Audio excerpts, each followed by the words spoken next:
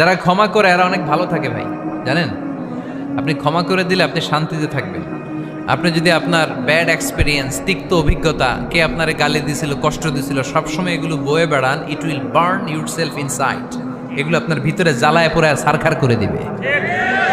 আর যদি ভুলে যান, জায়গায় মাফ করে দেন, তাহলে শোধবোধ সব শেষ। আমি আছি শান্তিতে, ঠিক কি না? আমরা শান্তি চাই কি চাই না?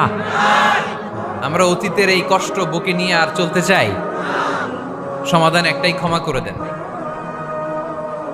স্টামফোর্ড ইউনিভার্সিটি, ক্যালিফোর্নিয়ার স্টামফোর্ড ইউনিভার্সিটির একজন প্রফেসর ফ্রেডরিক লাস্কিন, ওনার একটা আর্টিকেল আমি পড়েছি। ওখানে উনি গবেষণা চালিয়েছেন, অনেক মানুষের মধ্যে গবেষণা চালিয়ে দেখেছেন যে যারা অন্যরা ক্ষমা করতে পারে না, এদের রোগবালাই বেশি, কষ্ট বেশি।